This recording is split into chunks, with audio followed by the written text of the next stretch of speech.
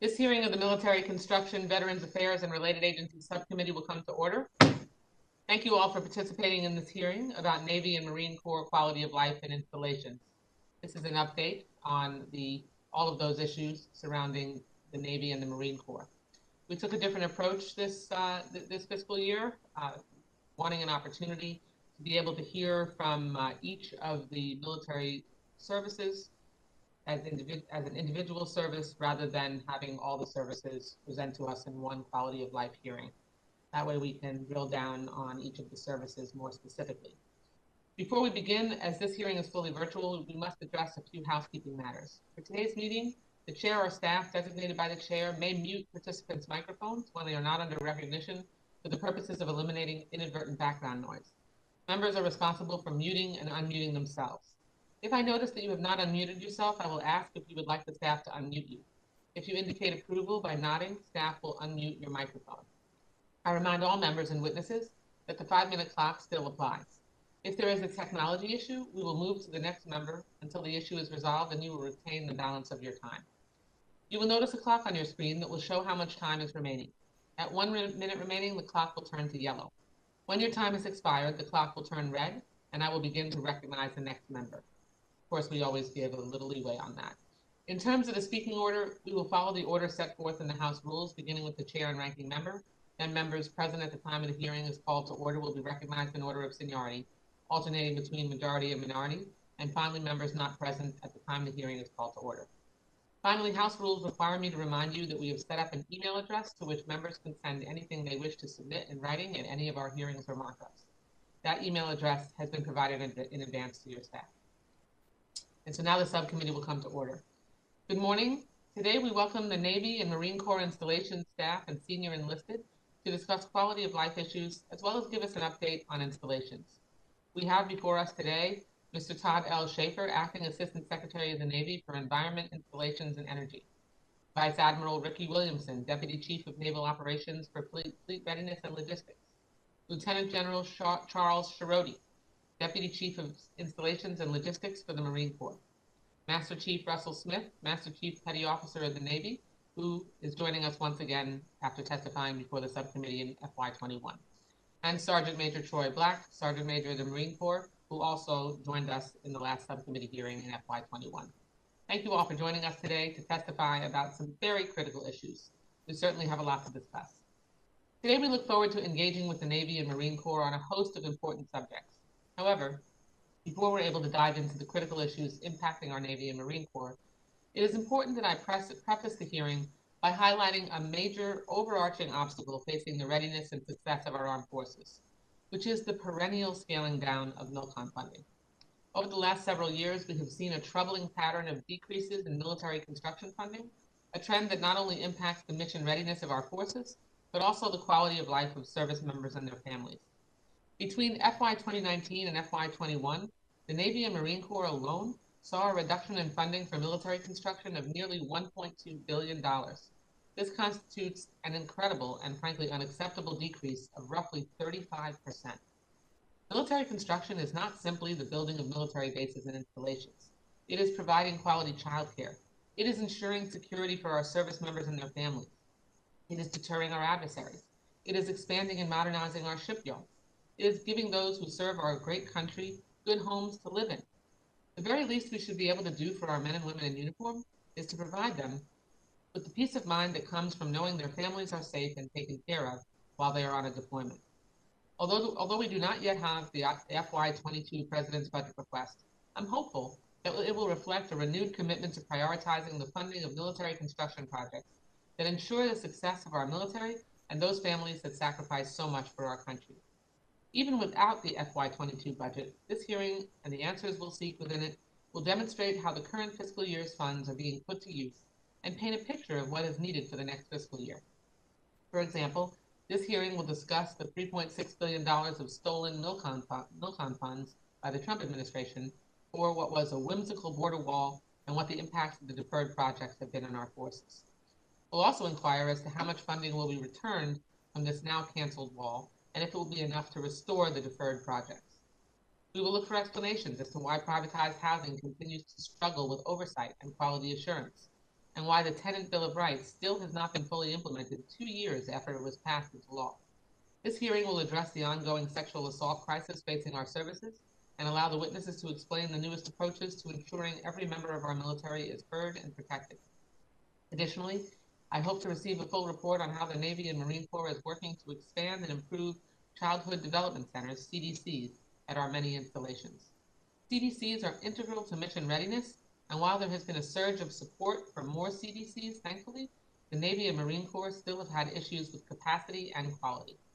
Amongst the other issues we'll look to engage on today are what the Navy and Marine Corps are doing to ensure installation preparedness for climate change, how the services are updating their archaic practices around incorporating women into the force, the status of international troop relocation, and what that means for our installations, as well as the ongoing effort to modernize our shipyard infrastructure.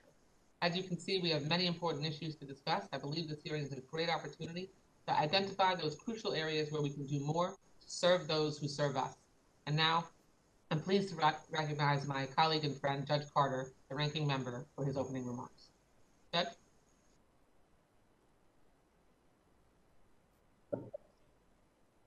Thank you, Madam Chairman, and good morning, Mr. Schaefer, Admiral Williamson, General Girotti, Master Chief Smith, Sergeant Major Black. Welcome to our hearing. Thank you for serving our nation and your dedication to our sailors and our Marines. I wish that we were discussing the FY22 budget today, but however, I'm grateful for the opportunity to hear from you the issues and the challenges you face as leaders of the Navy and the Marine Corps. Military construction and family housing are a small part of the Defense Department budget, yet they affect sailors and Marines and their families on a daily basis, and thus they affect readiness. We should do more to make the connection between the two.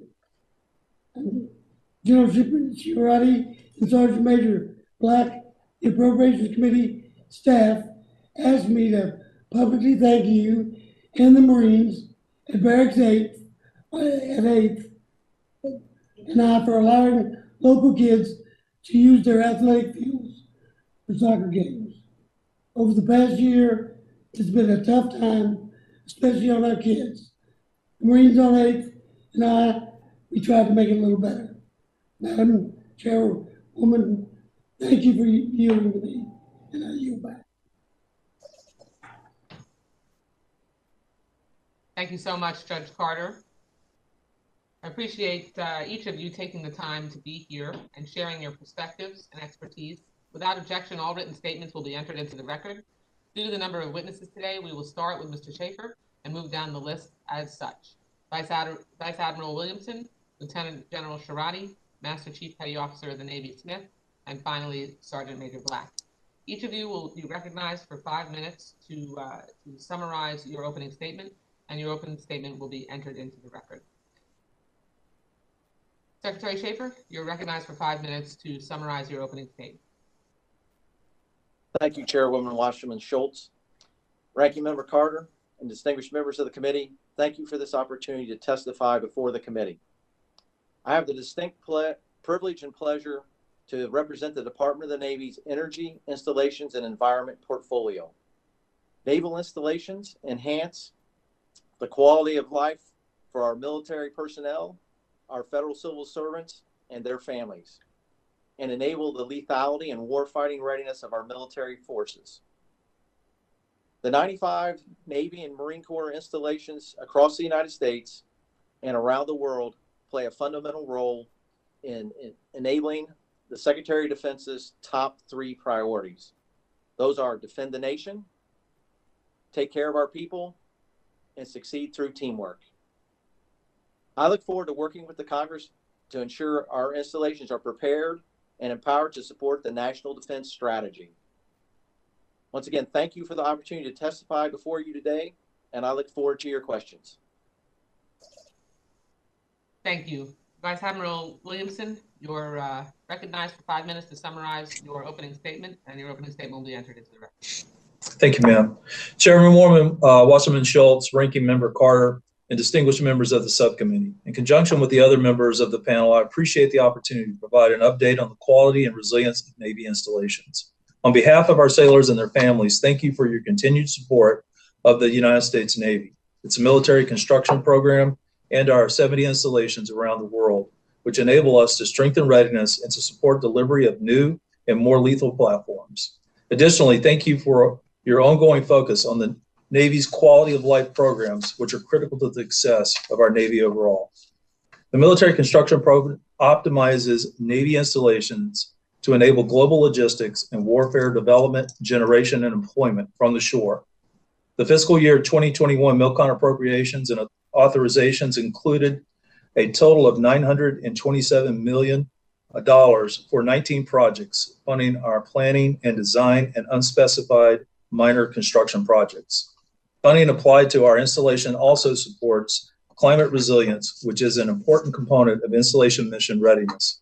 The Navy works to ensure installations and infrastructure are resilient to a wide range of challenges, including extreme weather events, water scarcity, sea level rise, recurrent flooding, wildfires, and other environmental considerations and threats.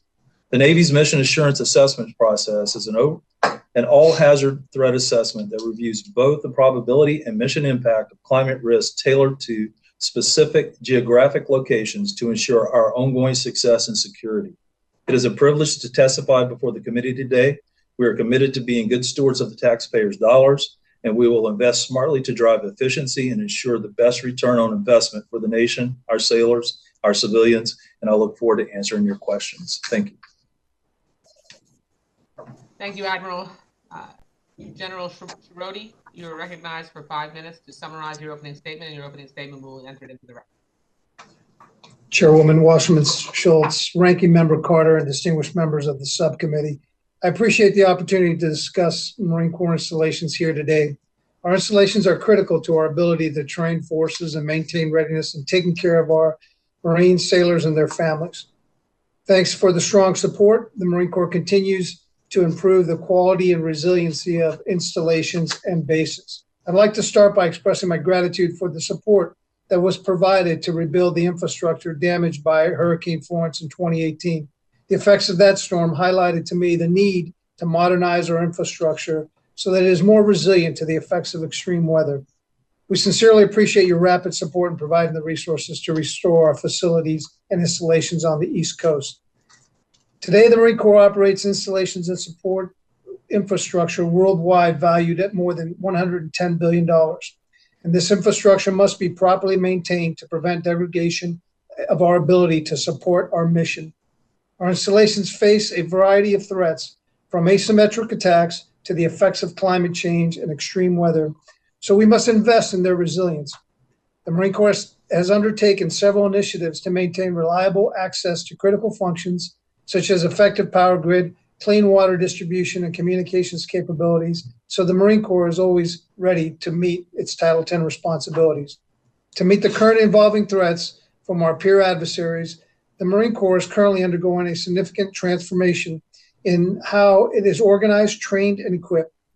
To meet the Commandant's force design priorities, the Marine Corps' installations infrastructure must also evolve. Although the requirements of the future force are not yet fully determined, the rise of peer and near-peer threats will require several of our bases and stations to persist within the range of enemy weapon systems.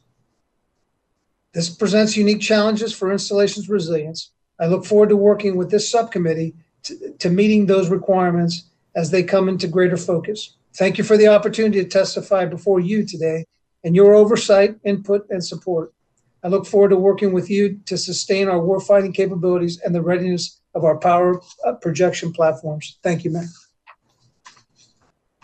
Thank you, General Shiroti. Master Chief Petty Officer Smith, you are recognized for 5 minutes to summarize your opening statement, and your opening statement will be entered into the record. Chairwoman Wasserman Schultz, Ranking Member Carter, and distinguished members of the subcommittee, I'm honored to appear before you today on behalf of the men and women who serve in our Navy. The Navy has weathered many challenges since our last opportunity to testify, as our nation has, but we remain strong, committed to the defense of our shores and our interests abroad, committed to our citizens, and committed to our shipmates and teammates. I'm always grateful for the opportunity to discuss the significant challenges we face, and in the coming year, these challenges will directly affect and impact the service and quality of life of our sailors and our greater Navy family. The Navy I joined in 1988 had nearly twice as many sailors as we have today, and at the height of the Reagan buildup, we had more than double the amount of ships we have now. With roughly half of what we once had 33 years ago, and despite an increasingly complex and far less predictable maritime security environment, we continue to maintain the same operational tempo of about 92 ships deployed away from port on any given day. This puts a strain on our force that is greater than has ever existed in our history. Even with the increased ability to connect, seen by some as a comfort or means to extend resilience, can just as easily be seen as an operational hindrance. Once focused sailors at sea are now dealing with problems on the home front in real time, not just at mail call or when it was operationally safer or more convenient.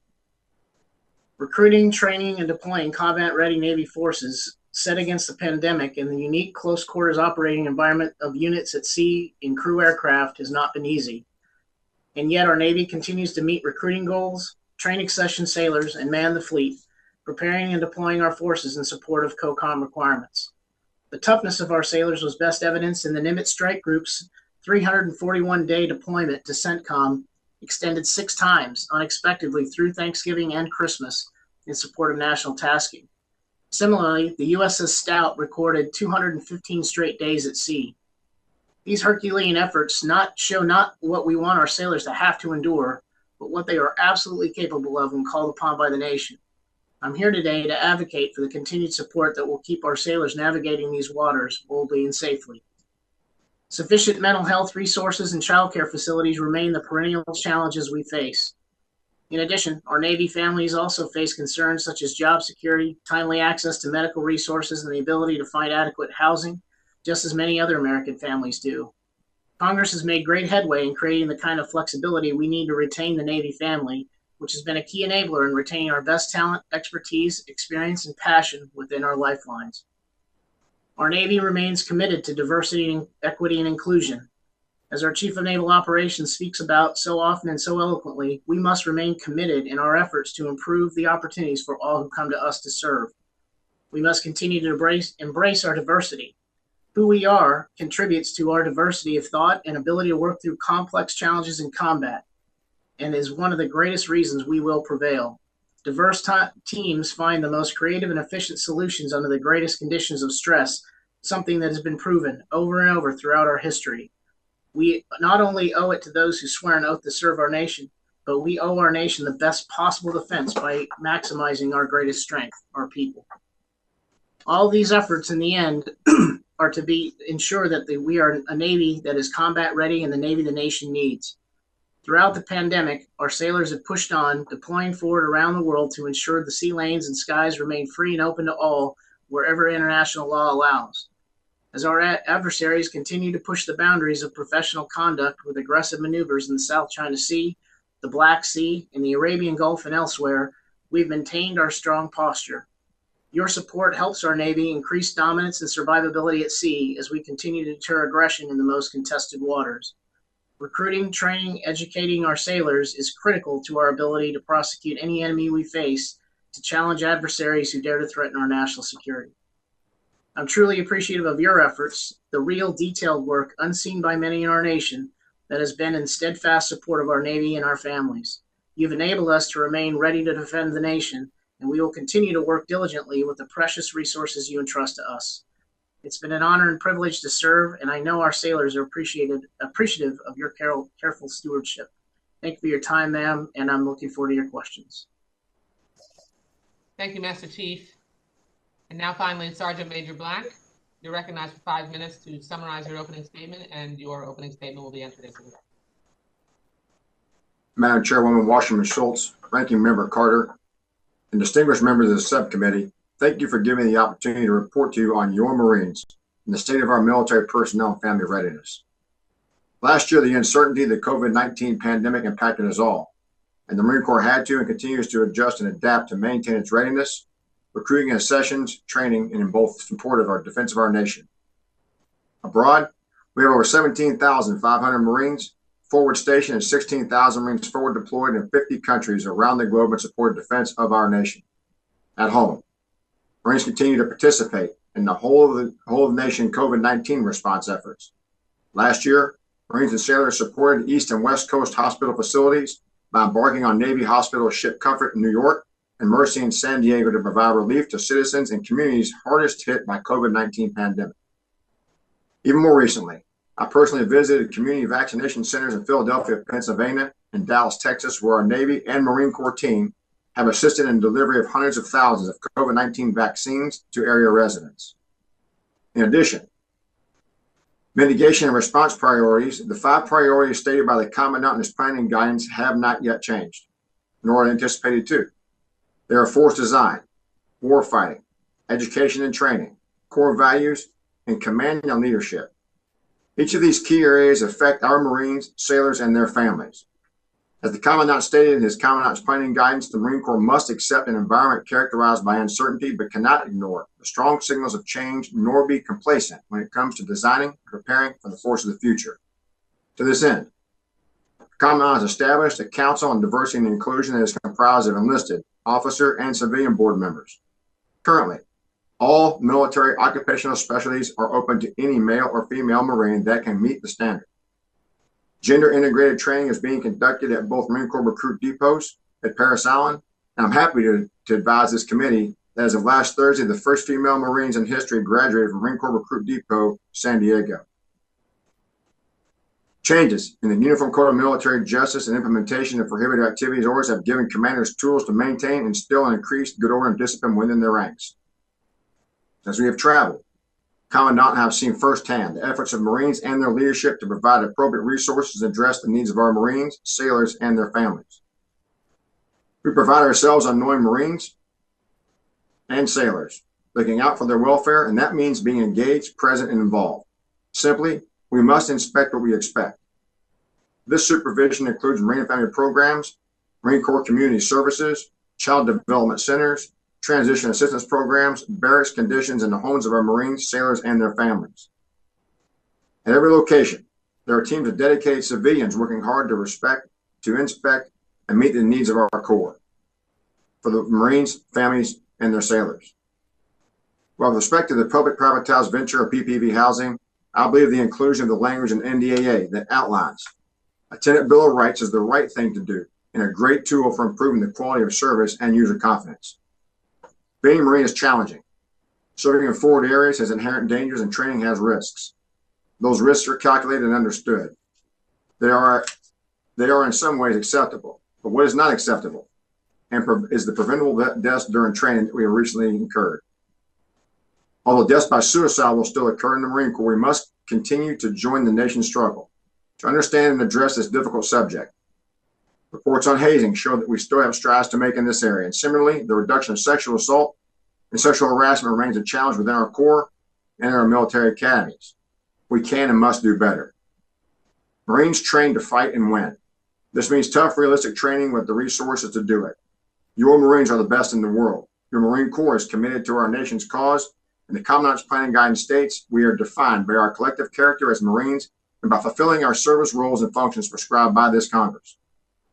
Marines first, mission always. This is my guiding principle. That includes our families who are among our unsung strength of our Corps. I thank this committee for its continued post, present, and future continued support. I look forward to your questions. Thank you very much, ma'am. Thank you very much, and thank you to all of you for your really impeccable service to our nation. We'll now begin questioning under our normal rules. We'll proceed in the standard 5-minute rounds, alternating sides, recognizing members in order of seniority as they were seated at the beginning of the hearing. I'll begin with my questions.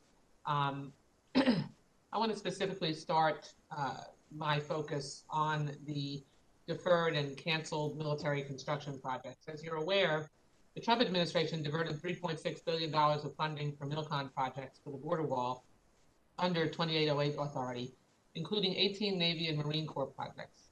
The Biden administration ended this policy and recently announced that all unobligated amounts remaining from that $3.6 billion will soon be returned back to their original intended purpose of supporting investments in military construction. I understand that of the $3.6 billion in MILCON funds that were stolen by the Trump administration for the border wall, some of that funding has already been spent on barrier construction at the border. How will the Navy and Marine Corps balance competing needs to restore funding for the projects with so much of that gone? And how will the return of the funds be handled? And how much total funding for Navy and Marine Corps projects specifically do you expect to recoup from those unobligated funds?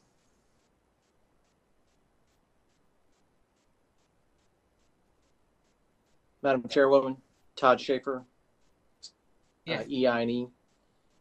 Ma'am, right now, the Deputy Secretary of Defense has asked the acting Undersecretary of Defense Comptroller to prepare a plan to immediately return all those unobligated funds to the military departments. USD Comptroller expects to provide briefings on those in the very near future.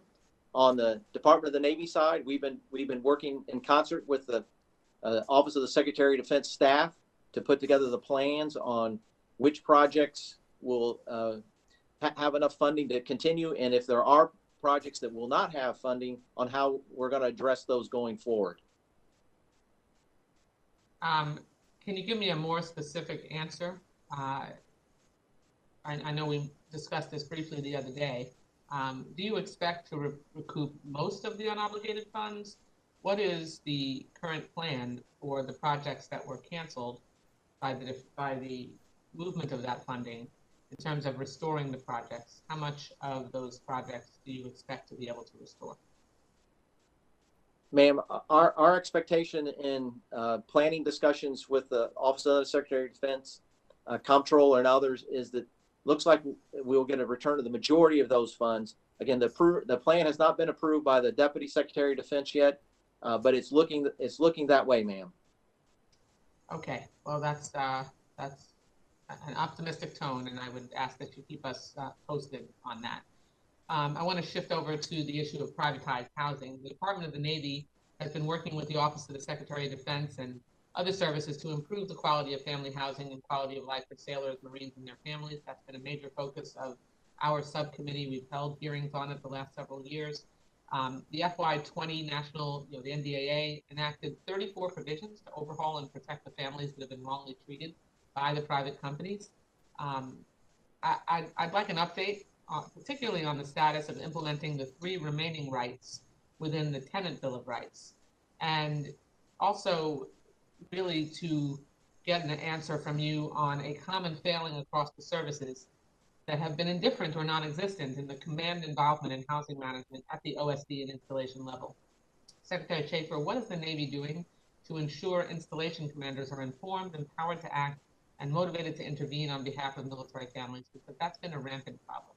If you can answer the Tenant Bill of Rights question and that for me as well, I'd appreciate it. Yes, ma'am.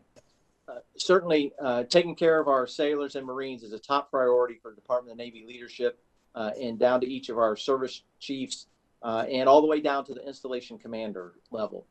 We have increased the number of housing officers at the base level to improve relationships between our private public venture companies and our members. Installation commanders are now involved in all things that go on in response to disputes that happen. So certainly we're seeing sustained leadership support in this area. On the Tenant Bill of Rights, there were 14 of them. We've got 10 of them 10 of them have been executed, or we have agreements with our partners already to implement those. The remaining 4 will be implemented by 1 June. We are already seeing that the standard lease has been approved. We're now working through state agreements by state, because there has to be an addendum because of the different laws and regulations in each state. But we're making very good progress with that, and we're expecting completion of all the Bill of Rights by 1 June, ma'am. Applicable retroactively on the existing agreements, correct? Yes, ma'am. Okay, that's very good to hear. The only other piece of that question that I wanted to ask you is, we've appropriated additional funding for family housing, particularly at the oversight level, How has the Navy used those increases in family housing appropriations? Yes, ma'am. And I believe you're referring to the additional people that we've added across the Department of the Navy. Those were the housing folks that I mentioned earlier that are now down at the base level, the installation level, doing that engagement between the member in the privatized housing, working with the privatized company, and then working with the base leadership to make sure that we're resolving the members' issues. Okay. Ma'am, if I could, from the Marine Corps, if I could jump in, if that's okay. Yes, of course. So from the Marine Corps perspective, this year we hired 114 additional installation privatized housing partners personnel. Just like Mr. Schaefer said, they are the interface between the tenant and the partner. Their role is to be the quality assurance for the command installation to ensure that we have a baseline for when the tenant receives the house to when there's a complaint to when they check out of the house, and they're able to be the government's voice, the command's voice on any disputes that may come up or any differences in that baseline. This has proven to be extremely effective as we've been able to have direct oversight of the conditions of the homes when they come into when a family takes over a home. I've seen this firsthand at Lejeune. It's very successful, and it's because of the support that we received through the NDA language and the plus up that we were able to do this. There's also been a directive from the Commandant, first from General Neller, now from General Berger, that the command teams, the individual unit command teams, are required to have direct oversight of these issues, and they are involved at the command level as well as the installation levels. And we routinely are dealing with them at my level as well too, to ensure that we have the proper oversight and protection of our tenants. Thank you. Ma'am, this is Vice Admiral Williams, and if I could also add to that. First of all, I'd like to thank you very much for the plus up. We in the Navy have hired 183 additional people to the same positions as the Marine Corps has. In addition to that, one of the things you talked about or asked about was leadership engagement, particularly at the installation level. We have continued to do the family advocacy group meetings and continued with tenant satisfaction surveys. The results of those surveys are very promising. We've seen the increase in the survey scores at 11 locations, and we averaged a 91.3% average or above, which is significantly better than when we started a year ago. Good. That's great to hear. I'm glad that both the funding and the authorizations have improved things. I know I'm going to want to hear, and I'm sure my colleagues will as well, from the actual beneficiaries of those of that new oversight, the military service members who really have lived in very, very difficult conditions prior to those actions. So we'll look forward to having a hearing on that, and so we can hear directly from them and the impact on them. Judge Carter, you're recognized for 5 minutes, and thank you for your indulgence. Thank you, Madam Chairman. Admiral Williamson, I recognize the Defense Health Agency now manages military hospitals. However, I visited Guantanamo Bay Naval Station early in 2020, saw firsthand the condition of the hospital, which in my opinion is about one significant earthquake away from being completely unusable. What's the status of planning for its replacement, and when do you expect the funding will be necessary to begin construction? Thank you very much, sir, for the question. I had the great privilege of being the commander of Navy Region Southeast, and I am very familiar with the hospital you're speaking of. Currently, right now, the Navy and DHA are working in plan collaboratively to design and develop a new hospital. Once those plans are finalized, it will go in to the budget, and we'll look at funding as we move forward, sir. What kind of time schedule do you think you'll be on? What kind of time schedule do you got? Sorry. Can you hear me? Judge, do you know to whom that's directed? I was asking the Admiral what kind of time schedule they have. Yes, sir. I'm sorry, sir. I had a hard time hearing you. Right now, we expect to have the plan completed later on this summer. And once that is done, then we will ensure, like we do with all of our projects, you mentioned being in Guantanamo Bay. Obviously it is very prone to hurricanes and severe wind. We'll ensure that all the resiliency part of that is included in this plan as we move forward. We should be with the plan here by the close of the fiscal year over. So, thank you very much. General, the subcommittee has supported the relocation of Marines to Okinawa, from Okinawa to Guam. We provided $426 million in the FY21 for construction projects related to this effort. What's the status of the relocation? Are construction projects proceeding as planned? Are there any delays? And what can we do to help you? Sure. Thank you very much for your question. The Defense Program Review Initiative, which is DPRI, is well on track and executing. As you may be aware of, the requirement calls for the first forced relocation to be in the first part of 2025. This year, we established, for the first time since the Korean War, we established our first installation, which is Marine Corps Base Camp Blaz on Guam. I was just there with the Commandant and the Sergeant Major of the Marine Corps visiting them 3 weeks ago. And we got to see firsthand the impacts of resourcing and how positive that they are. We've seen vertical construction and along on the main camp itself, along with the training ranges that are required to support the forced relocation there. We are on track, sir, to meet the requirement that is the bilateral agreement between the United States and the government of Japan to commence the initial movement of forces in the early 2025 timeframe. Thank you very much for your continued support and oversight of that program, sir. Thank you. Finally, Master Chief and Sergeant Major, I have a question about the suicide prevention.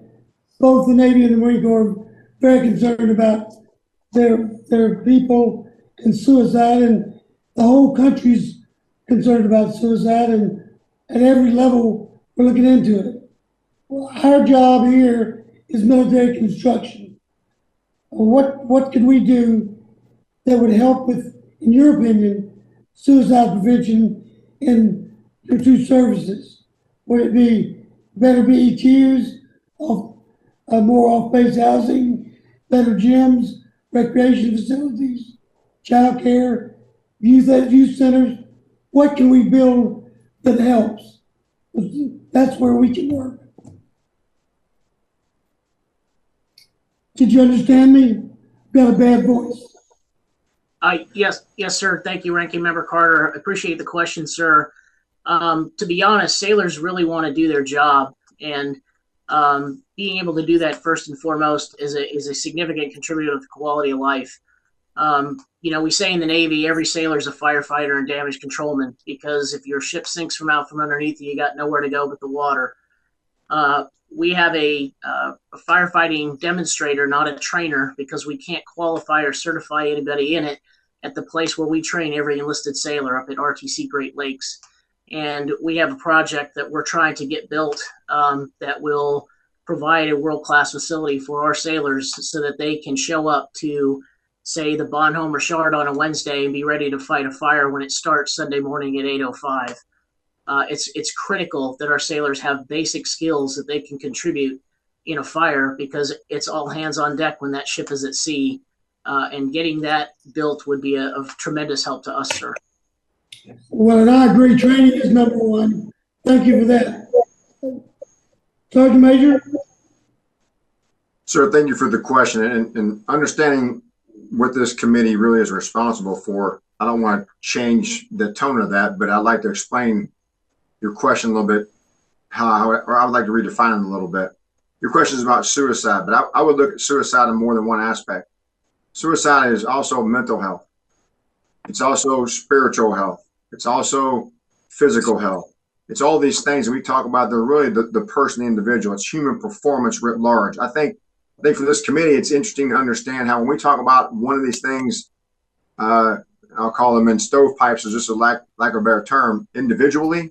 And we talk about how we help the individual. All those things are human performance writ large. So if we talk about them separately, it doesn't really help to get after all the other contributing factors that really either lead to a suicide, lead to domestic violence, lead to maybe potentially a sexual assault, alcoholism. They're all one thing. It's all the things that involve the self, sir. So I would always answer those kinds of questions with talking about all of those aspects and not just the one. We are concerned, however, about the suicide rates. I think the Master Chief Petty Officer and Navy and I have both said separately and sometimes together, that still remains really our top priority, because that loss of life, sir, is not acceptable. Counselors, the facilities to counsel in, those would be of great assistance, sir. Well, thank you. And this committee and the Defense Committee have been concerned about suicide for years. I mean, really long time. And thank you for what you're trying to do at every level. I yield back. Thank you so much, Judge Carter. And let me just follow up on what Judge Carter's line of questioning was, in the sense that we are responsible for the quality of life issues for members of our military, and certainly suicide prevention and making sure that we don't lose members of the military to suicide is a quality of life issue, because if you commit suicide, you no longer have your life. Not very good quality. Thank you. Mr. Bishop, you're recognized for 5 minutes for your questions. Thank you very much, Madam Chair. And let me thank our witnesses for being with us today.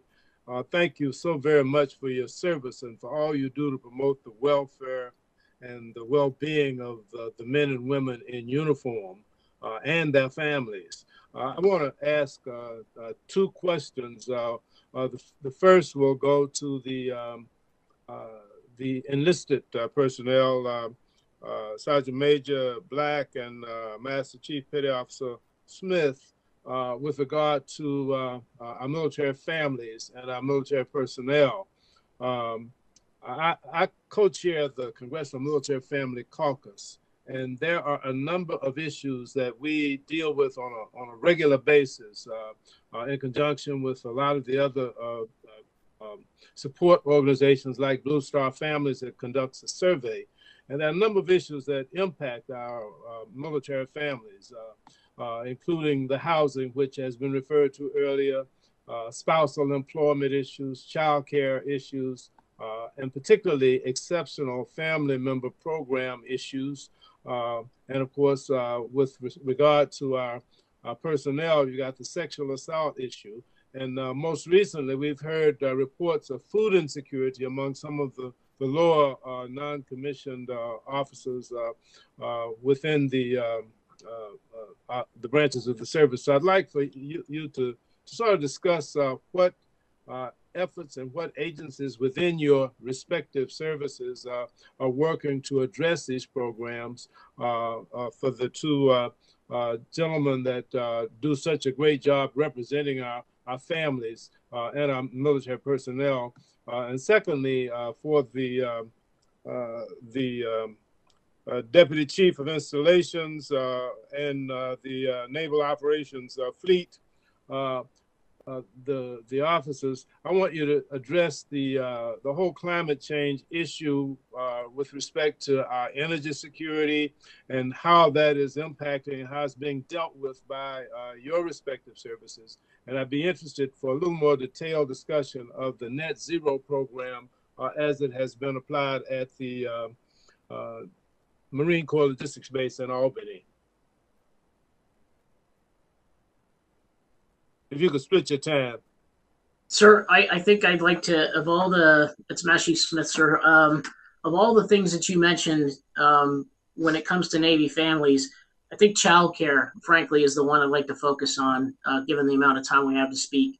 Childcare is the one issue I get everywhere I go. I get a lot of issues, lots of places I go, but the one thing I get everywhere is childcare. And as the chairwoman pointed out in the beginning, the drop in MILCON funding and the ability to solve this problem with MILCON is really, it's not something we can count on. We're building out about 1,000 spaces between improvements to a center in Kitsap County, Washington State, and a few other places, but building real places and facilities to solve that problem isn't something we can do. So we're focusing more on public-private partnerships with businesses, ecumenical institutions, places that have infrastructure where we can roll in with workforce and share facilities to provide childcare.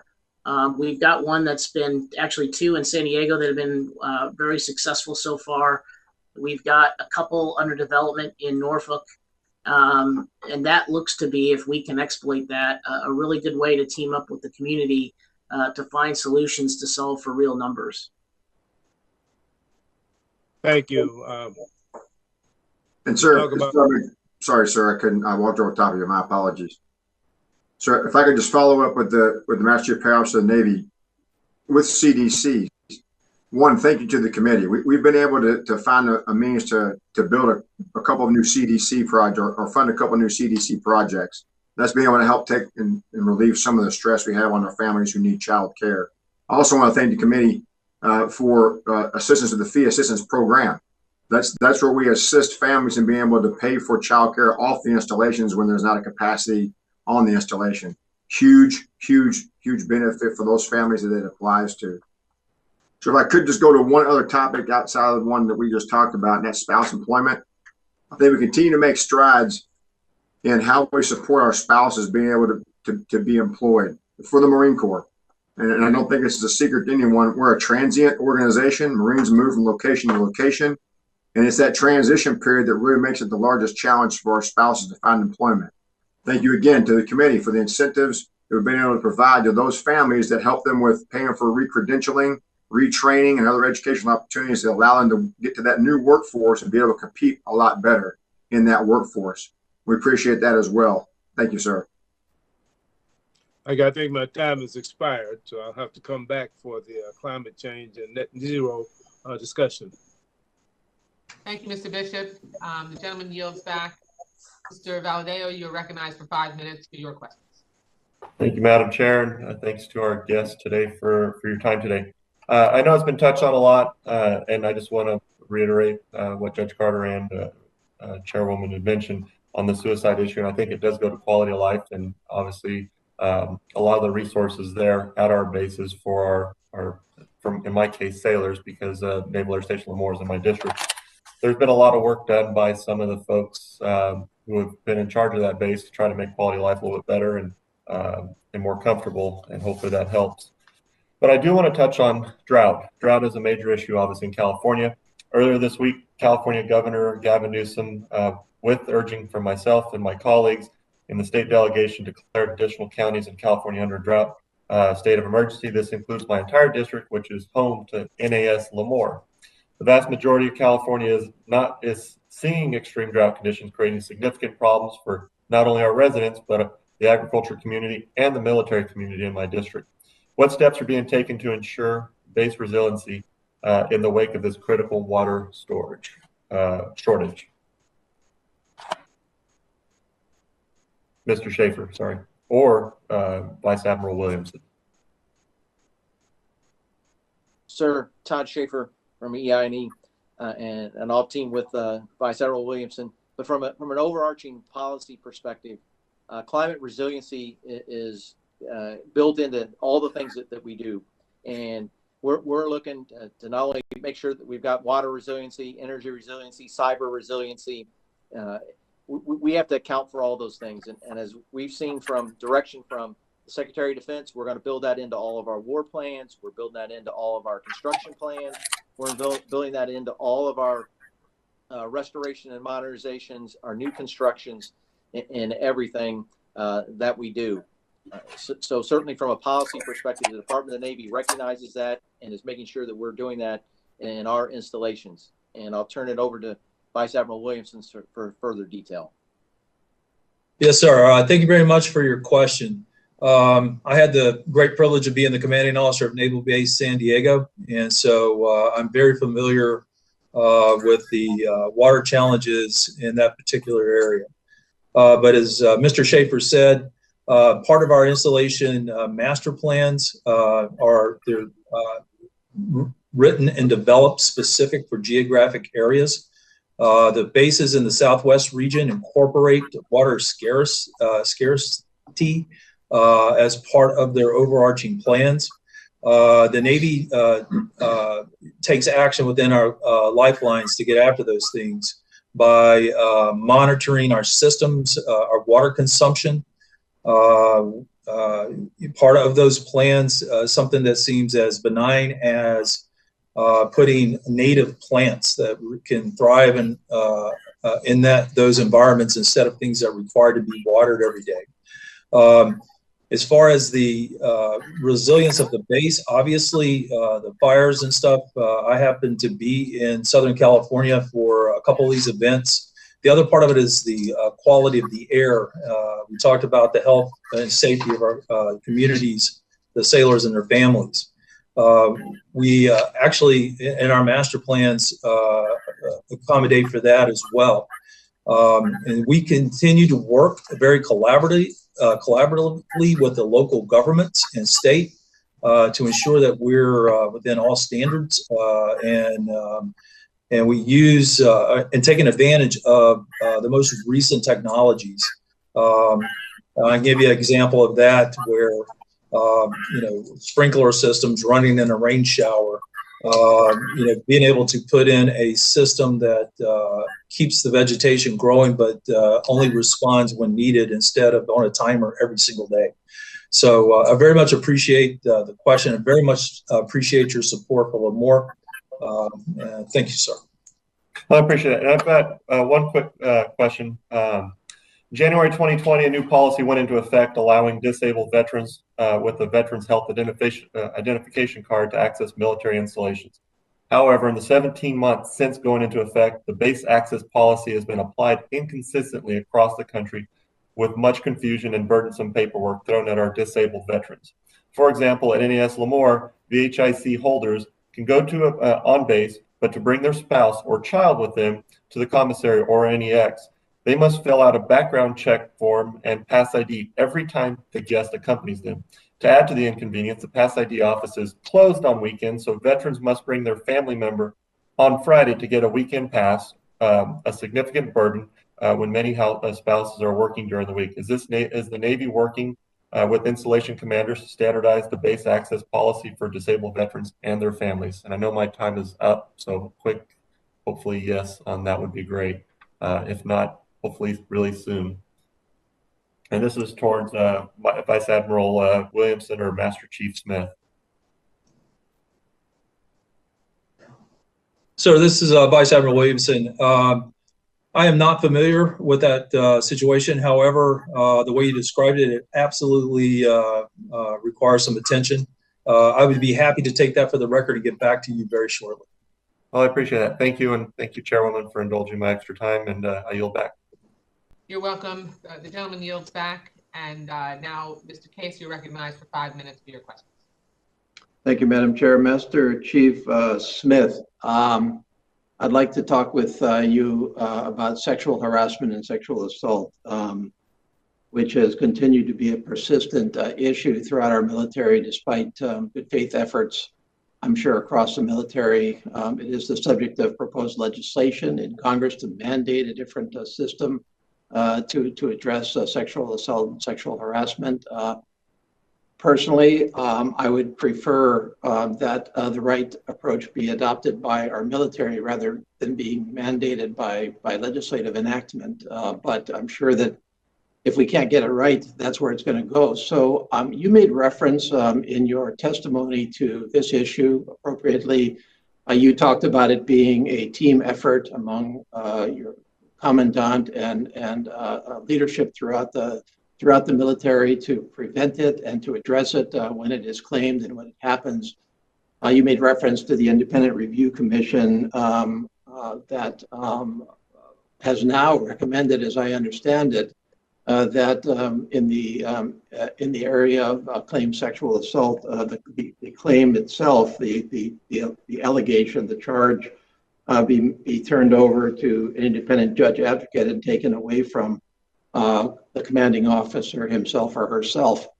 And I'm asking you a direct question, which is how do you feel that the enlisted ranks, your constituency, feel?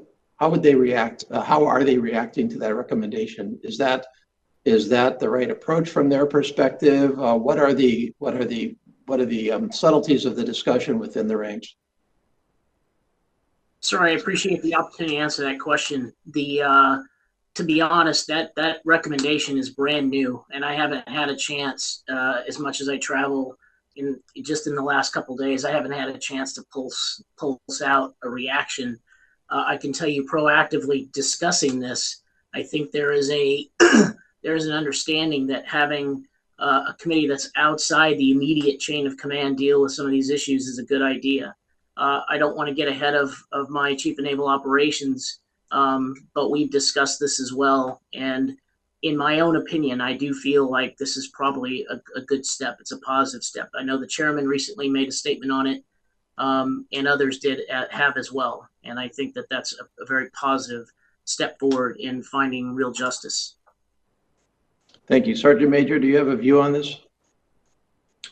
Sir, Commandant and I have spoken on this personally, and we both agree, sir, that there's probably applicability in looking at a different way to handle these cases.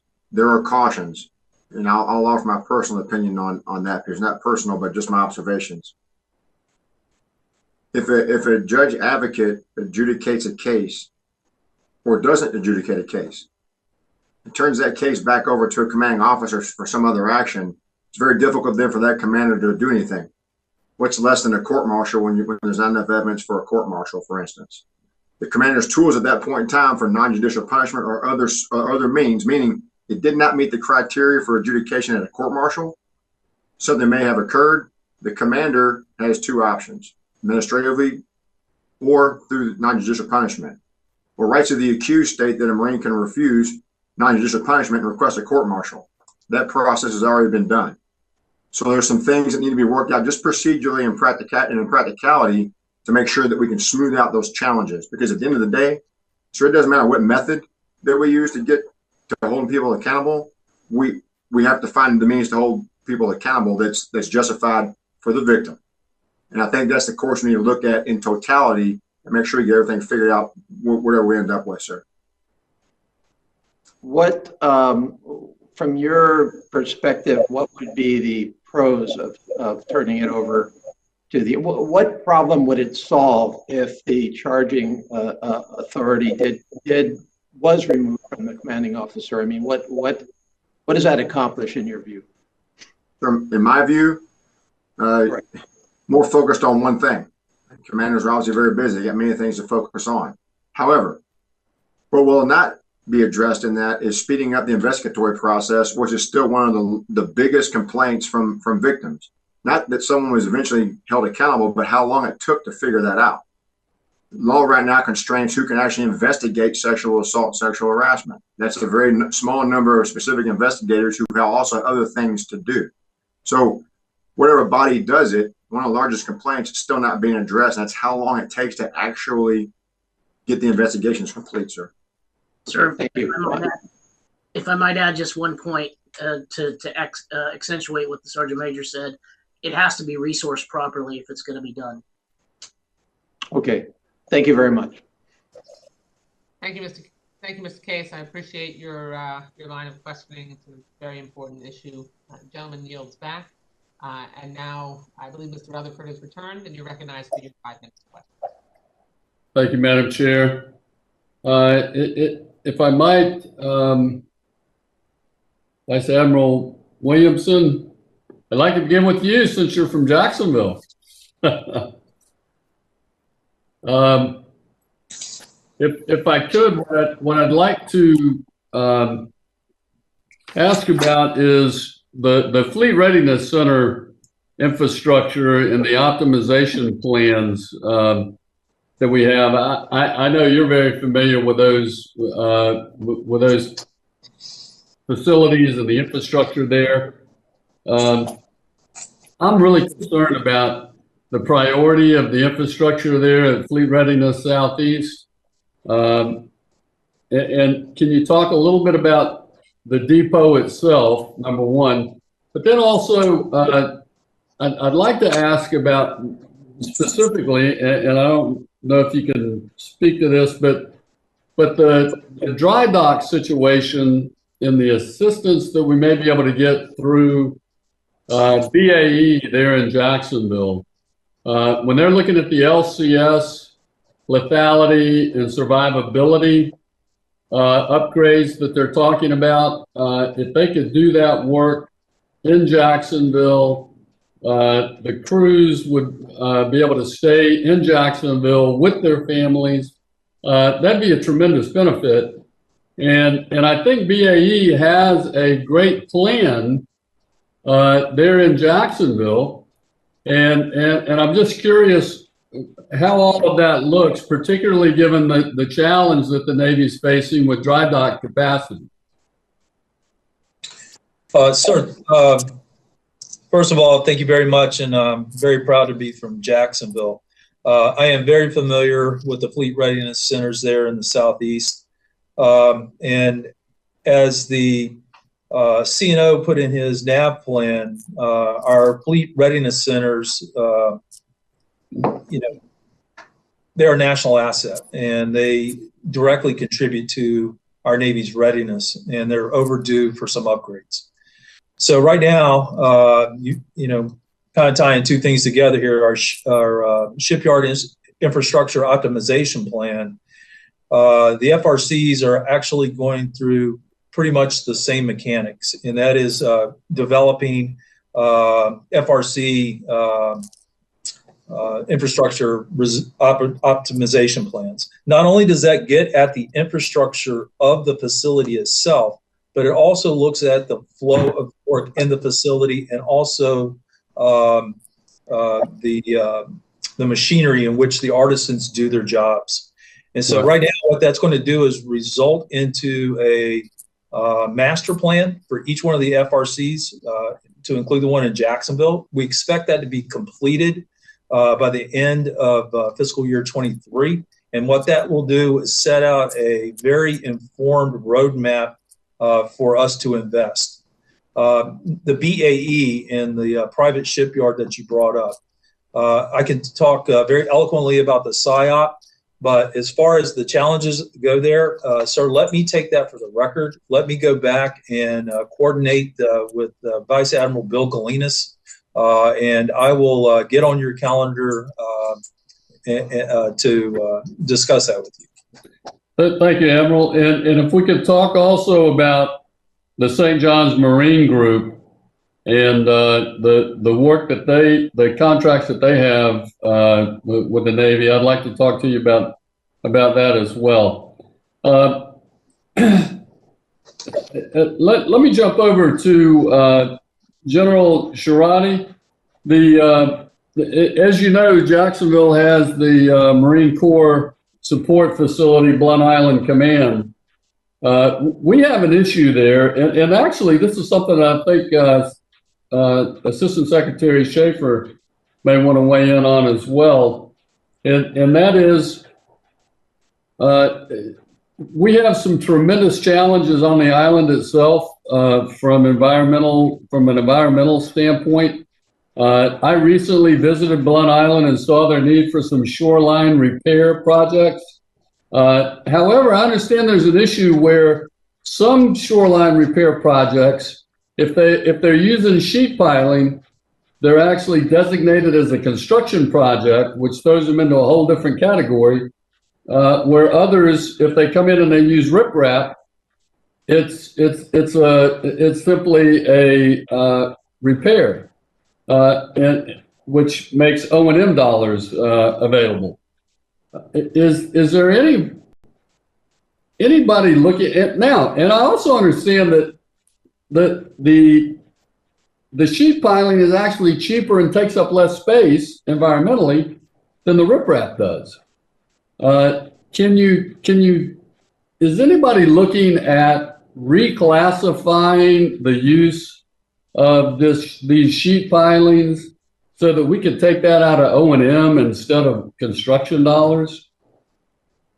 Sir, I'll take this. Thank you for your question, and thank you for the support that we receive at Blunt Island Command. I personally walked that shoreline that you talked about. I'm very familiar with the project that you highlight there. We have ran this now through multiple legal teams to ensure, because I like you believe that this should be an O&M expense vice a MILCON appropriation, and that we could work on the sustainment of that seawall. Unfortunately, our hands are constrained from a legal standpoint on how that is classified. We've tried to attempt to push different language in there, but thus far we have not had any. I can take this one for the record, and like my partner here, Ricky, I could come and talk to you. I know that we're timed out here, so I can come and give you some personal brief on that. Sure.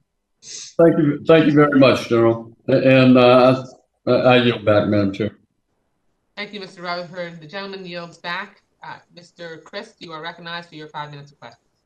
Thank you, Madam Chair. A common theme in the testimonies of most of the witnesses is the existential threat of climate change and what it poses to our installations as well as our readiness.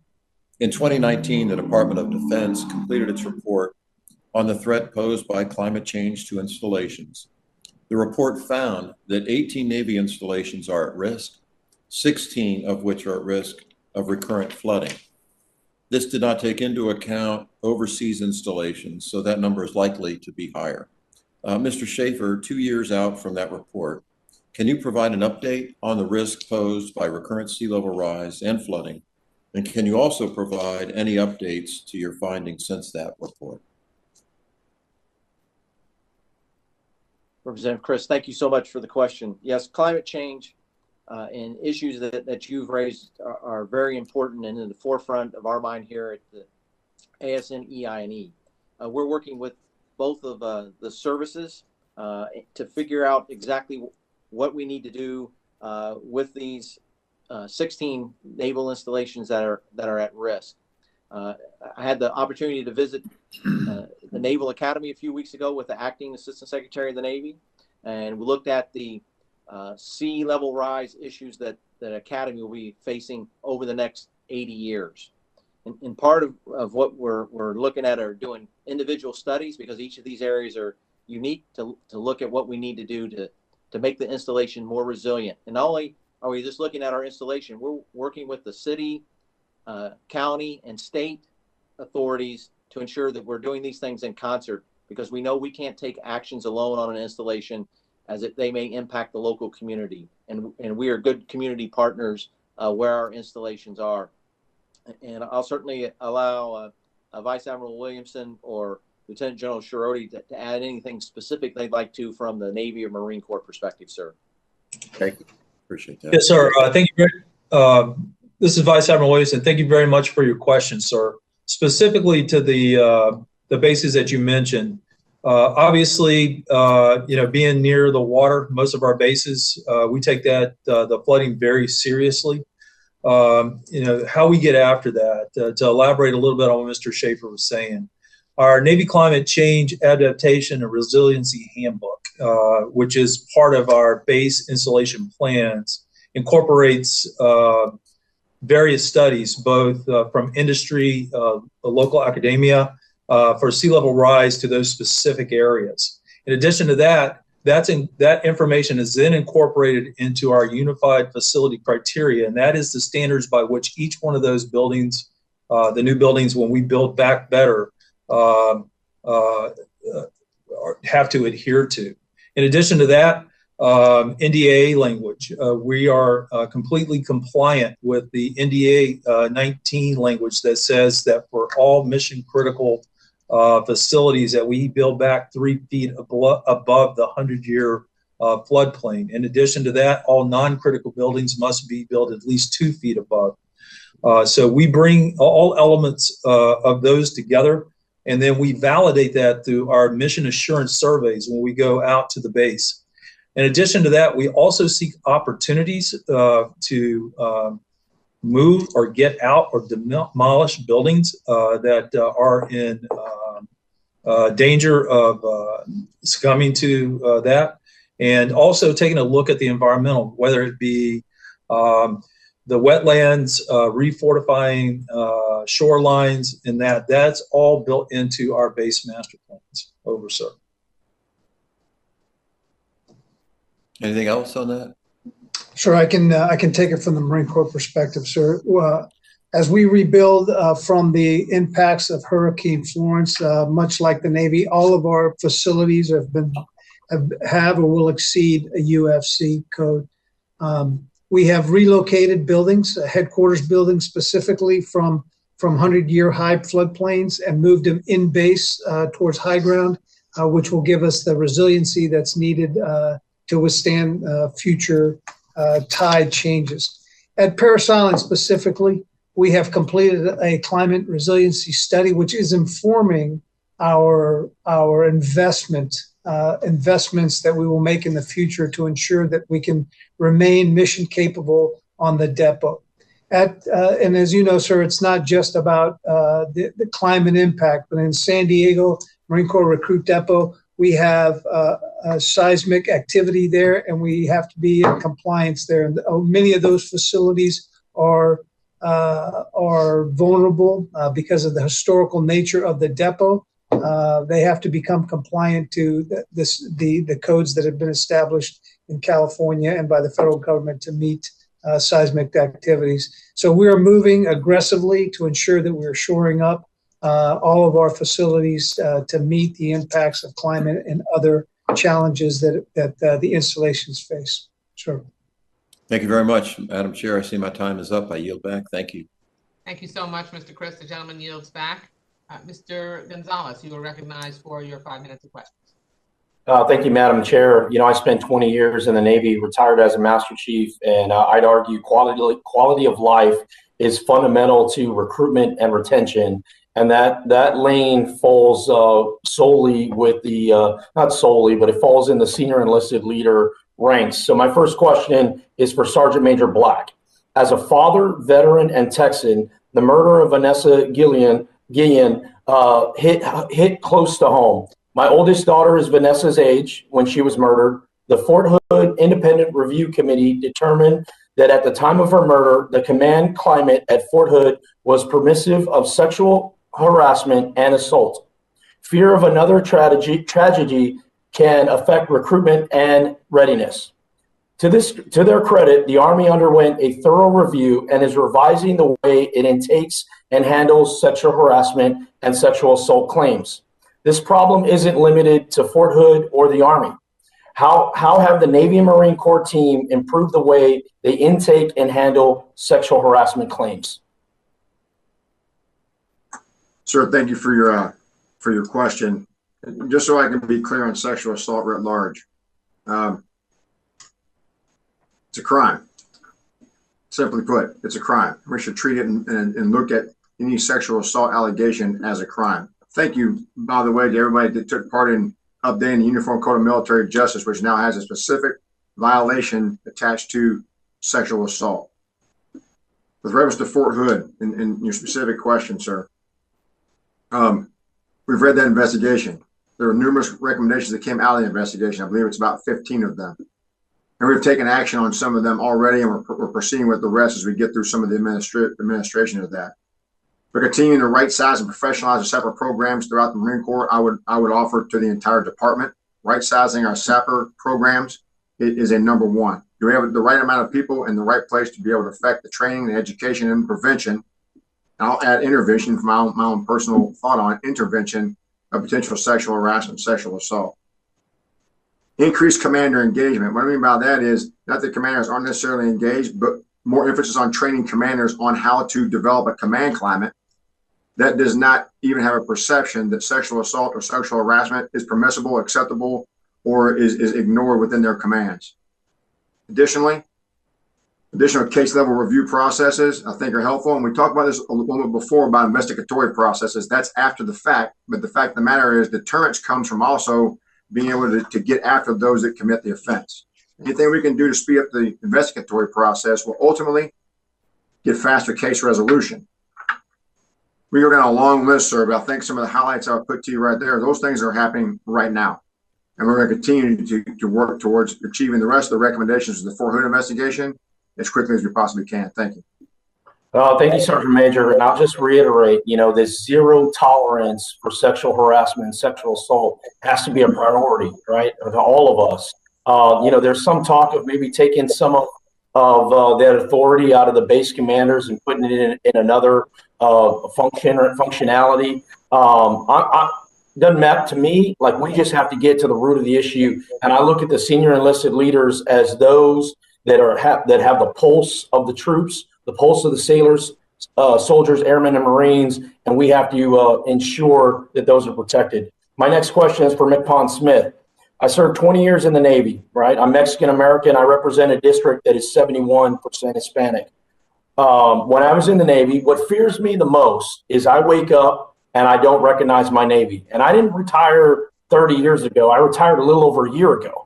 And what it feels as if everybody, this woke culture is trying to label everybody. You're a white sailor, you're a black sailor, you're a brown sailor, you're this, that, or the other. When I served my time in the Navy, I was just a U.S. Navy sailor. So my question is this, specifically on Task Force 1, the Navy's Task Force 1 proposal. How much did Task Force 1 Navy's activity cost the American taxpayer? Sir, I don't have the dollar amount of the cost. I can take that question for the record and get back to you, but I'll tell you the benefit that we gained from that task force effort has been incalculable. Understanding and seeing where we have problems and biases and frankly, issues of racism that we need to correct. And make sure that we provide, as the CNO says, opportunity for every sailor who comes to us. That's critical to our warfighting effort. As I said in the beginning, in my opening statement, complex problems in combat are solved best by diverse teams that have diversity of thought that comes with the diversity of who we serve alongside. So it's critical for us to embrace that diversity and ensure not just for the American people and saying, here's an opportunity and you should be able to take advantage of it. But frankly, that's how we win. We're not a homogenous nation like some of our near peer competitors. We have that luxury of the diversity of thought. A sailor from Chicago, as you know, thinks very differently than a sailor who grew up in California or grew up in Texas or grew up in New York. And having diverse teams that not only look and reflect the American people we serve, but have that diversity of thought to work through complex challenges. That's what we need to win. I got much more on this, but I'm out of time. I yield back, Madam Chair. Thank you for your line of questioning, Mr. Gonzalez. The gentleman yields back. Mr. Trone, you're recognized for 5 minutes. Before you go, though, I am going to need to turn the gavel over briefly to Mr. Case because I have a markup in another committee and I'm offering an amendment. So, Mr. Case, you can take over the meeting and I will be back momentarily. Thank you, Madam Chair. This has been a great hearing. Thank you to the witnesses. We appreciate it. Let's return to a point that Judge Carter I brought up that's so important to all of us, and that's, again, suicide prevention. We certainly owe it to our service members to give them great mental health care to help prevent these tragedies. So, Sergeant Major Black, in your testimony, you talked about the Human Performance Branch and the Marine Family Programs are working to study, close the gaps, and behavioral health resources and services. So what are the gaps you've identified so far, and what resources? How can we help you? You need to address them. Sir, thank you for the question. Honestly, because this has been a project that the Commandant has asked me to look at since the day that I got in this seat, just almost 2 years ago. Let me use an example very, very quickly. Hopefully it proves the point. I don't want to compare humans to equipment, but just as an example. If we buy a program of record, let's say it's an aircraft, we buy that thing for 30 years and we do everything we can in one program to ensure it's updated, the right fuels in it, right missile systems, we update the data systems, we wash it, we clean it, we do all those things. It's non-negotiable. I would say how we look at human capital, we don't necessarily buy, again, I apologize for using the terms, but they're relevant. We don't buy the human for 30 years. We enlist someone and then we train and educate, and those are all fantastic programs, and we have the right things going on to win battles. But what we don't do a very good job is coordinating all the elements, and this is really the point of the CNA study, sir, is all the things that we have directed towards human performance don't necessarily focus on an individual. There are services that are provided. Those programs have great lines of funding to them. Thank you to anyone that's ever involved in that. But we have a structural challenge inside our institution of how we coordinate those efforts to get them to where that needs to be. And that's to the individual Marine and sailor and their families. One example, however, our human performance branch did, and I don't want to talk budget, sir, but it's relevant. We did have a line last year for $8 million on human performance innovation and programs. It was marked by half, went to 4. So that $4 million could have done things like get the right athletic trainers to the right locations where we can do preventative injuries, where we can do nutrition, where we can put our chaplains to work on spiritual health, where we can put our mental health providers in order to put the care where it needs to be at, upgrade facilities and resources. All those things are a combined program. It really falls into the chairman's total force fitness program. We're just calling it human performance in the Marine Corps. Other services call it other things. But that human capital that we have right now is the most important thing for us to be able to compete against our adversaries. Always has been, and needs to be even more focused now that we have an adversary at that level that we need to compete with. That's great. Well, please feel free to reach out and talk with Chairwoman and Judge Carter about resources as we go forward. We're here to help you, and this is a problem, as the judge mentioned, that just has never gone away. The suicide rate is, just mind-boggling. And we've got to pull the team together to help our sailors and Marines. Sergeant Major Black, Representative Gonzalez, and also Ed Case have both talked about this already, and that's the mental health and sexual assault. Could you directly hit upon what you're providing right now, mental health to the survivors of sexual assault and mental health supports? Sure, we have numerous programs, and I wouldn't try to list all of them, but I can tell you that there are a good number of programs, and I'll tell you why we focus on those programs specific to mental health. Our system is a victim-focused system. So when we have someone who has experienced sexual harassment or sexual assault, they immediately are provided services based upon their needs and what they request. Our mental health providers have several focus areas. Obviously, any mental health condition is a focus, but how do you prioritize them? Suicide is aftercare for potential sexual assault or sexual harassment, or ones that have been validated. It doesn't matter. Anyone that's in need is going to receive that care. I would say there have been challenges. One of those challenges, we've had discussions about the impacts of COVID, or we will. There was a period of time at the beginning of the pandemic, however, when those providers, mental health care providers, were isolated from their populations of those they've been counseling. The telework is a thing we're doing really well right now. We weren't doing it so well in April, May, June, July of last year with all the restriction in COVID and the pandemic. One of the gaps I would take a look at, or we're looking at, I should say, is how we in the future mitigate and be able to maintain consistency in our programs and our mental health care, no matter what the case. But specific to SAPR, sir, those cases are as high a priority as any that we have. Well, certainly we've seen out of COVID, one of the few positives is the success of mental health. So we would certainly encourage you. The data there is overwhelmingly positive on rates of show up for the mental health event versus call outs where folks just didn't take the time. So that's been a real win, and the service can utilize that. That'd be good. Last quickly question, Master Chief Smith, affordable child care was mentioned as #1 issue. How did COVID affect the DoD child care facilities in terms of lost revenue and additional expenses, and what help do you need there? Sir, any assistance that you can that this committee can provide is most welcome when it comes to child care. Frankly, the impact of COVID has been significant on all of us. I think the nation as a whole.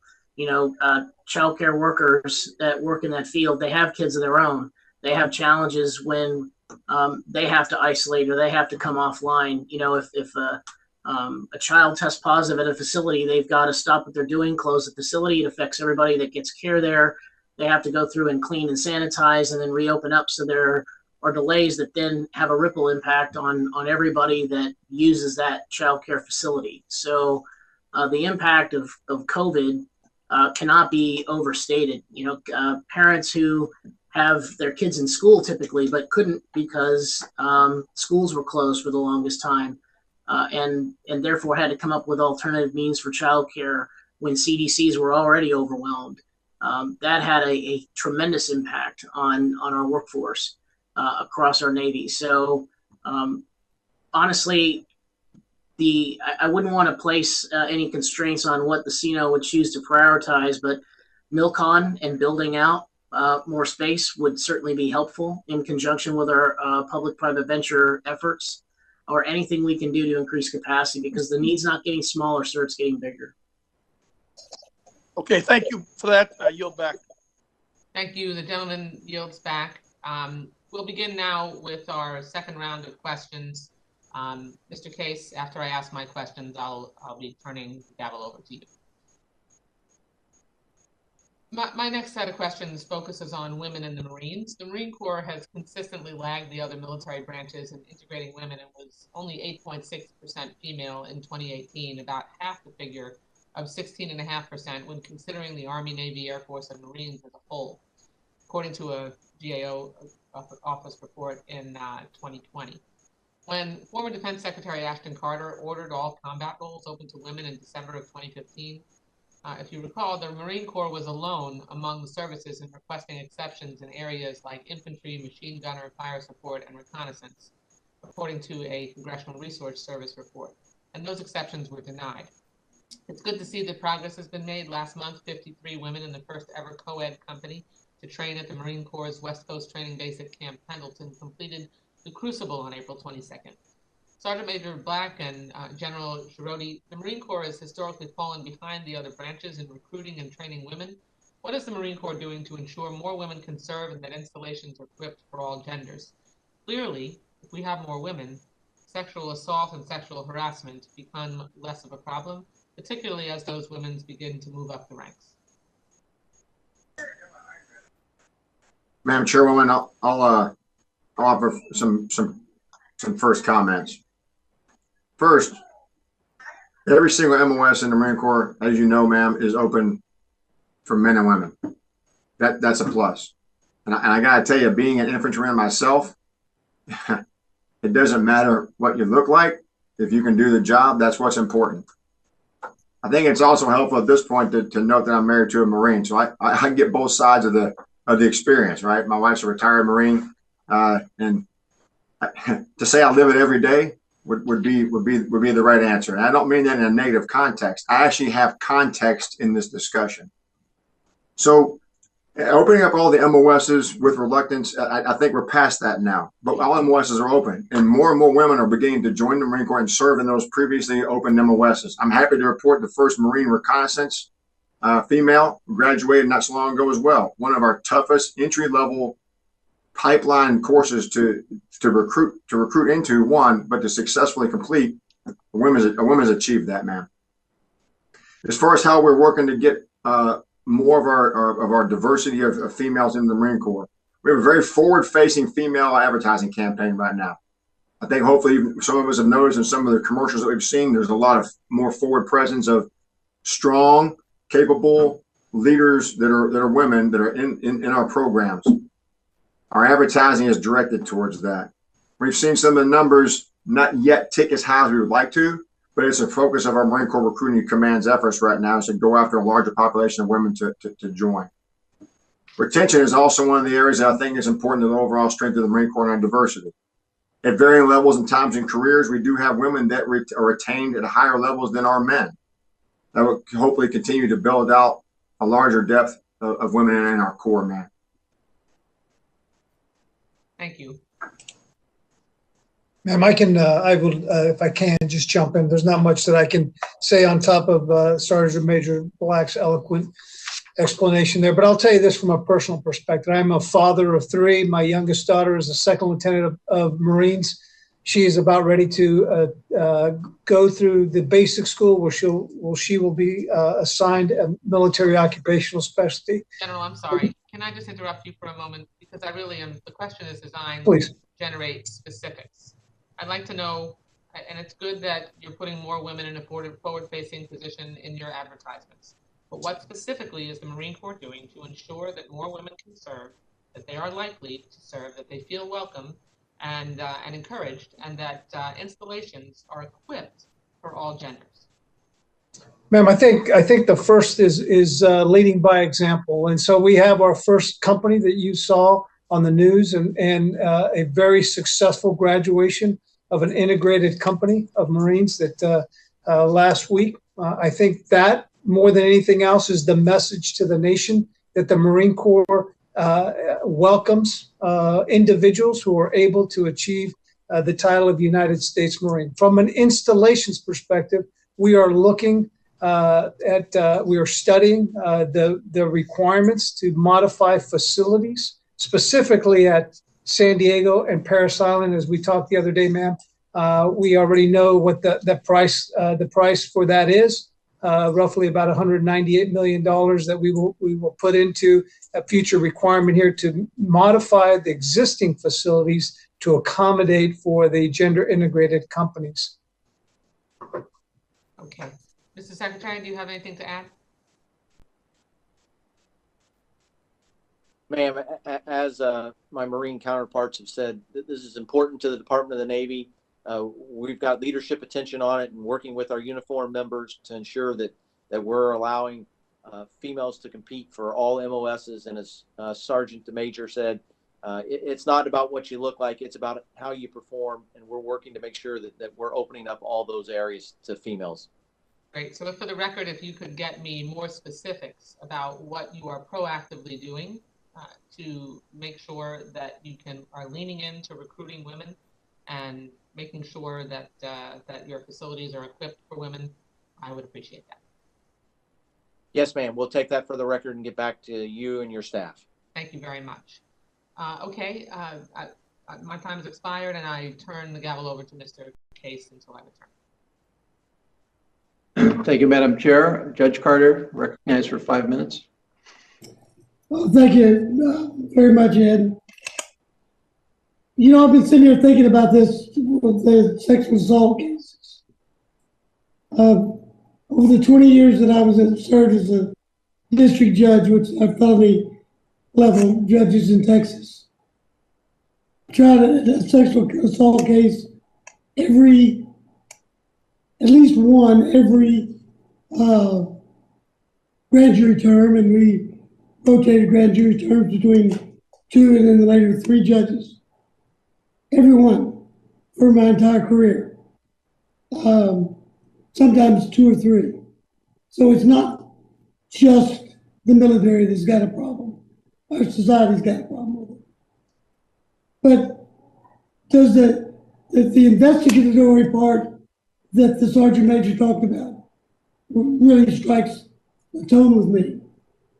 Because I know that the victims are very, very upset when they don't feel like somebody's working on their case. We experience that at the civilian level too. Does NCSI have a special victims unit? If not, could we create one? Whoever wants to respond, I'll be glad to hear your comment. Sir, Sergeant Major Black here. We'll take that question specifically and see how each NCIS detachment is actually working, but they are the only organization that has investigatory authority to go after and try to find resolution to these cases. And as we well know, that community also has other things that they do. There are other investigatory properties that we have inside the services that could probably take on some of that caseload, and that would give the ability to speed up some of this casework, sir. Anybody else? To that point, Ms. Master Chief Smith, sir, to that point, NCIS was given that charter, but they weren't necessarily funded with the resources to meet that requirement. And that's why it takes so long to investigate a lot of these things, because they have to be thorough, and that takes time when you have a limited amount of folks that can do this work. Well, that might be something we could do something about. So Yes, I'm gonna look into that, because I've experienced personally the victims' complaints about how long it took to happen at the civilian side, and it's painful. It really is. And I'll get on that. Thank you for the information. I yield back. Thank you, Mr. Ranking Member. Ms. Pingree, would you like to proceed with questions? Thank you, Mr. Chair. Thank you for kindly letting me enter. And thank you to our witnesses. I apologize, I've been in another committee, so I haven't had an opportunity to hear the questions that you've been answering or to hear your thoughts today, but I do want you to know I appreciate your service and come from a proud Navy family. My brother was in the Navy, so it's great to be with you here today. I just want to ask a question about the Portsmouth Naval Shipyard in Kittery, Maine, that is, and that's in my district. There's been a lack of priority, I think, in this area and adequate funding. And it's important that the modernization continues. There has been work done in recent years, and the yard itself does incredible work with the resources that have been available to them. But we could do so much more with upgraded facilities. So my question is about the Shipyard Infrastructure Optimization Plan. The major component of that is the improvement and upgrade of the dry docks at the 4 public shipyards, a $4.5 billion investment. The subcommittee has already invested in this effort at PNSY by funding 2 projects in FY19 and funded the first installment of a major multi-mission Dry Dock 1 modernization project in FY21. The multi-mission dry dock modernization project will allow for simultaneous docking and overhauls of Virginia-class submarines and eliminate the need and expense to float submarines to get them into the dock. We are hoping the second and third funding increments for this project will be coming in 22 and 23. So can you speak to what the consequences would be if there is a failure to continue funding this project on time, both in terms of the backlog and availabilities across public shipyards, as well as the operational needs of the fleet to have the boats on deployment rather than sitting idle at dockside?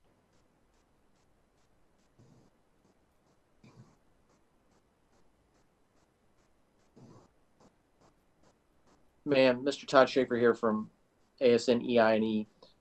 Clearly, you fully understand the importance of keeping the SIOP program in place. We have world-class Navy, and we need to keep that Navy maintained at a world-class level. And our shipyards have not been modernized in many years, and that's why we're undertaking this program over 20 years to modernize those. And it is very important that we keep it on track.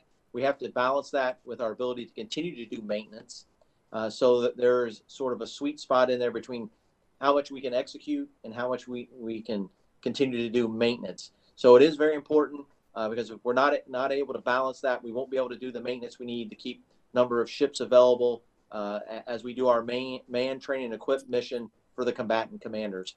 And I'd like to offer Vice Admiral Williamson an opportunity to give a more specific Navy answer to that, ma'am. Yes, ma'am. Thank you very much for the question, and thank you for the support of the shipyard.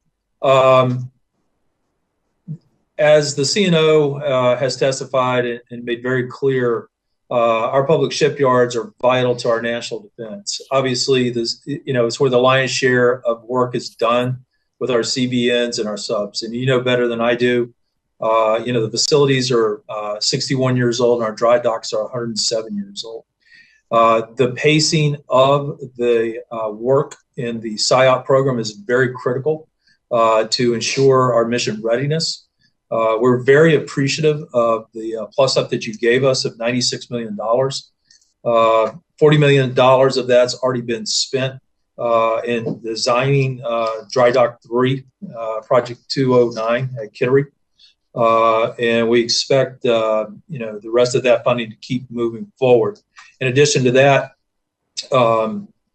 we expect the remainder of the money to be executed by 23.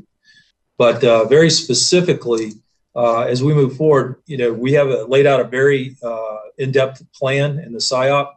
Phase 1 being obviously the assessment of the dry docks themselves and the stand-up of a SIOP program. Both of those are complete. We're in phase 2 now, where we are making digital twins of each one of the shipyards in ADP. Pearl has been completed, and we expect the others to be completed by the end of 2020. And then that will allow us to move on with an effective plan to ensure that we're on plan, both in concert with maintenance of fleet assets and the best opportunity for us to get through and obviously revitalize this very important national asset. Well, thank you for your answer, and I know I'm about to run out of time, but I just want to add, I really appreciate your commitment and your demonstration of understanding how critically important it is to keep with the funding program at this shipyard. It is a historic shipyard, and it's got some amazing historic buildings there, but it also needs to be modernized given the importance of taking good care of our fleet. And just briefly, I was fortunate enough to pay a visit there with the rest of our delegation from Maine, as well as the New Hampshire delegation, and it was just phenomenally impressive to see the work that was going down there. We got a little bit of a sense of what's going on with the digital project, and also some amazing innovations that were brought about by workers at the shipyard suggesting good ideas. And I think our eyes were bugging out with just the incredible stuff that they were moving forward. So kudos to the Navy and to that particular shipyard for the work they're doing. And I apologize for going over, but since I was complimenting everybody, I'm sure it's allowed. Thank you, Mr. Chair. Compliments are welcomed. Mr. Valadeo, you're recognized for 5 minutes. Thank you, Mr. Case. So this question is directed towards Lieutenant General Charati. The Marine Corps Air Combat Center in 29 Palms has been experiencing this problem that I'll get into. And several bases and their surrounding communities in California are experiencing a severe shortage of long-term rental housing options. Uncontrolled increases in short-term vacation rentals are driving up the market in rural scenic areas and limiting long-term rental opportunities for our service members and their families. Compounded with the rising cost of home building, the lack of available land to build on, some service members have to move their families an hour away from the base to find affordable housing. How is the Marine Corps adjusting to these significant housing market changes? And outside of building more base housing, are there any other solutions that could ensure our service members are competitive in the housing market? Sir, thank you very much for your question and the concern that you raise for our Marines and sailors and their families at 29 Palms. Over the past year, we have through the support of the Department of Defense and the Hill, been able to raise the basic allowance for housing for the 29 Palms area, which gives our Marines and their families the competitive edge that's needed in a market that, as you say, is hyper competitive for the vacation rental piece. And it has expanded, if you will, the zip code in which they can travel to look for affordable quality homes, not just in the 29 Palms area. Additionally, we're working with our private partners in the housing portfolio to see if we have the right balance percentage-wise of homes available for on-base housing. We believe that they provide at 29 Palms a quality product, and we want to be able to explore that with more opportunities that they may be able to bring online. All right, I appreciate that. And then this one is directed towards Master Chief Smith and then Sergeant Major Black. I'm very interested in the Navy and Marine Corps doing department-wide to provide on-base activities and programs for our younger service members. Many bases like NAS Lemoore are located in rural communities and that don't have a lot to do off of base. Thankfully, NAS Lemoore has recently finished a recreation activity facility that has been very well received by those living on base. Does the Navy and the Marine Corps have plans to build and modernize any more recreational facilities and activity centers? And I mean, every area is a little bit different. Obviously, Lemoore, people have to commute a little bit further, but a lot of these guys are working with very little pocket money, and having those opportunities, I think, is obviously a huge quality of life concern for them. So, are there any plans there? Sir, it's Meshy Smith. In the interest of time, I'll just say that we keep a very close eye on Lemoore. You know, we call it the donut. You can't do anything really there, but you're about 2 to 3 hours away from amazing things in any direction, from the mountains to the sea and everything in between. So we do continue to invest. It's a very family-friendly place, but as you point out, as a single sailor, you really have to go a ways to find healthy, good, smart, fun activities to do. So we're continuing to invest in those programs there.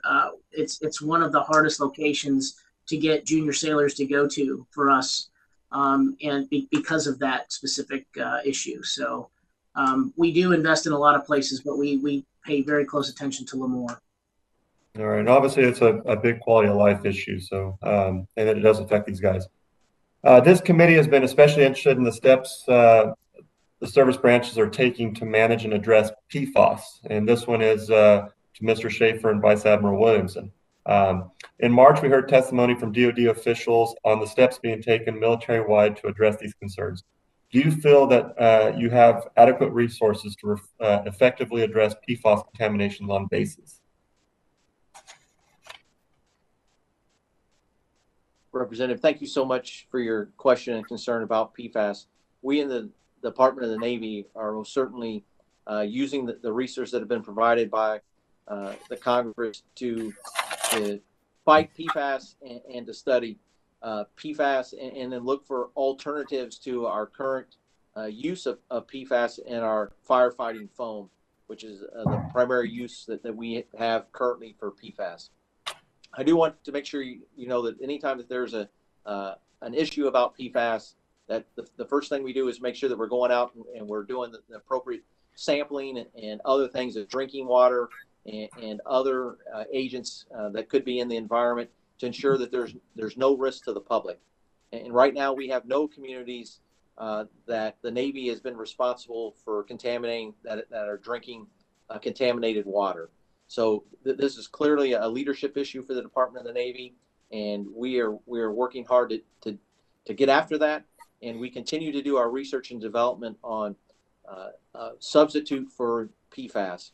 So not easy. We've got some of the world's best folks working on this at our Naval Research Lab, and we continue to do that development. So, of course, continued resourcing of this program is.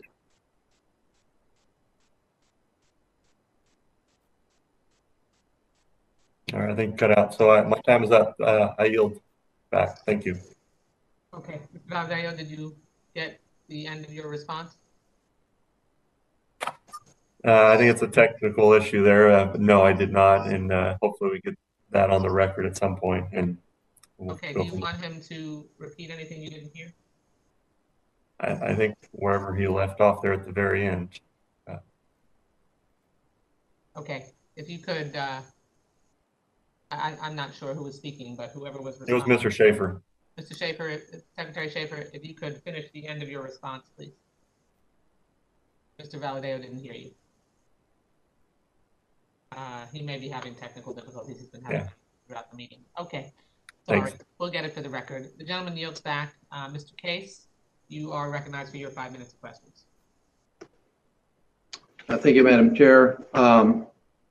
Mr. Schaefer, if you can hear me, and Admiral Williamson, first of all, I want to, Ms. Pingree and I are members on this committee of the Shipyard Coalition in Congress. I represent, of course, Pearl Harbor Naval Shipyard, and I want to endorse her strong endorsement of SIOP That's critical to our country. Frankly, we've had some concerns that it's been lagging a little bit, and certainly we've been discussing that with you, but are very concerned that that does in fact stay very much on track.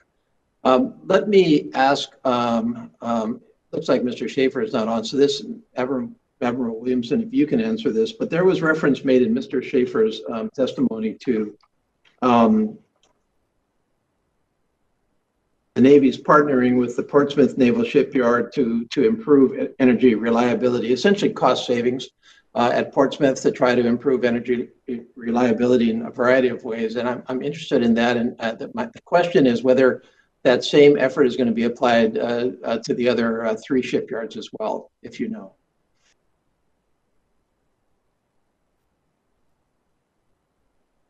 I may have lost Mr. Admiral Williamson as well. I'm seeing Mr. Schaefer. Can you hear me? Hi, Representative Case. Yes, sorry, I dropped offline. I'm back on now, so I apologize. Okay, question is energy savings at Portsmouth Naval Shipyard effort. Are you expanding that to the other 3 shipyards as well? Sir, yes, as you know, Congress has granted us authorities in energy and to be able to partner with private industry to make sure that we can become more resilient in the energy category. And we are investigating all areas to make sure our shipyards are resilient. You know, of course, we've got some goals of trying to get to a net zero position across the Department of Defense, which would be wonderful. We had our first example of that with at Albany, and we're working through that. We are looking at the shipyards to make sure, one, that they're redundant and that they're resilient, and we're looking at all avenues and all the authorities that the Congress has granted us to do those kind of activities, sir. What's your timing on going to the other 3 shipyards with the same analysis you did with Portsmouth? Sir, if you wouldn't mind, I'd like to take that for the record to ensure that I give you specific answers on each one of those shipyards. I don't recall that off the top of my head. So if you wouldn't mind, I'll take that for the record and get back to you and your staff with the proper answer. Thank you very much. Yes, sir. On a broader level, you testified in your written testimony, at least, that and a little bit in your spoken testimony on your resiliency component in terms of your installation master planning. And I was interested in that. What can you just lay that out a little bit more? Exactly what are you factoring in there, and what do you mean by a resiliency component? I assume what you mean is both a planning component, but also some kind of a cost margin to account for resiliency necessities in new construction, but also does that include resiliency reinforcement on the existing infrastructure? Yes, sir. I can give you a prime example. I happened to go down and visit Parris Island a few weeks ago. And actually, the acting assistant secretary of the Navy gave them an award for the work that they're doing in climate resiliency and energy resiliency. And we're really starting to take a war planning like effort towards climate resiliency. That the Parris Island folks have done that. So we're looking at all avenues to do the resiliency that we need. So part of it starts with, first we have to understand what we need to be resilient for, and once we get that into the master plan, then we have to start to talk about how do we do a cost estimate on that and lay that into our planning and programming system. So the good news in my mind, sir, is that we're getting after this now, and that we're gonna have to take advantage of the time horizon we have before some of these climate change events may take place, and that'll allow us to make the smart investments at the right time over time to ensure the resiliency of our installations going forward. Okay, thank you very much. I yield back. Thank you, Mr. Case, and thank you for taking over while I was gone. Mr. Rutherford, you are recognized for your 5 minutes of questions. Thank you, Madam Chair. I'll take just a minute. I really just want to follow up on the conversation I was having with General Chiroti and ask Assistant Secretary Schaefer You know, we mentioned that at the Blunt Island Command, the environmental problem that we're having there with the island and the need to fix this shoreline. And it really is a very important project for Blunt Island.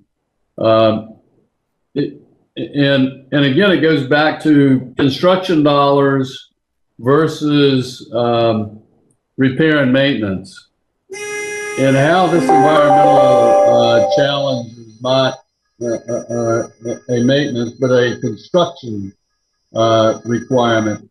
Mr. Schaefer, the language in there,